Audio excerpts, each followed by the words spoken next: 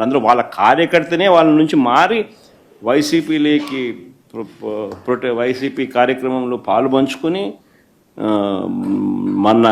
మన అభిమానస్తుడై next TDP ప్రభుత్వంలో TDP వాళ్ళను రప్ప ఏం జాతరలోది గంగమ్మ జాతరలో ఏం పొట్టేలు తల నరికినట్ట రప్ప నరుకుతాను. మంచిది కదా సార్. ఇప్పుడు ఒక నిమిషం సార్, ఇక్కడ సార్ హియర్ సార్ సమస్యలో ఇందాక మీరు ఒక జీవో ఎక్స్ప్లెయిన్ చేసి మైన్స్ని 436 ఫిగర్ అన్ని మైన్స్ని పెట్టి 1,91,000 కోట్ల రూపాయలు మార్టిగేజ్ చేసి లోన్ తీసుకోవాలనేది ప్రపోజల్ పెట్టింది గవర్నమెంట్ అని ఎక్స్ప్లెయిన్ చేశారు. అయితే ఎప్పటిలోగా తీసుకోవడానికి ఈ ప్రపోజల్ ఎట్ ఏ టైమా లేకపోతే అది can you elaborate it sir?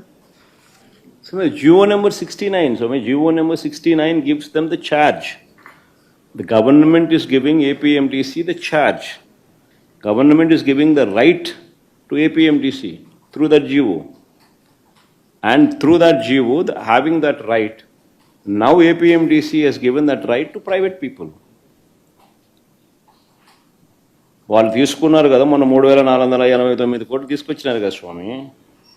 ఆ 3,049 కోట్ల రూపాయలు గవర్నమెంట్ గన వాళ్ళకి గన గవర్నమెంట్ కాదు APMDC is not government. APMDC is not secured loan, it's unsecured loan. Corporation is not secured, it's unsecured.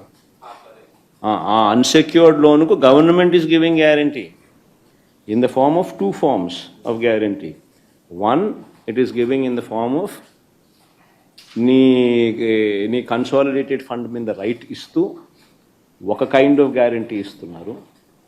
రెండో కైండ్ ఆఫ్ గ్యారంటీ 439 మైన్స్కి సంబంధించిన రైట్స్ వీళ్ళకి తాకట్టు పెడతా ఉన్నారు. సో బోత్ దీస్ గ్యారంటీస్ ఏపీఎండిసికి ఆ రైట్ ఇస్తూ గవర్నమెంట్ ఇచ్చిన GO. And these people have given that right to them.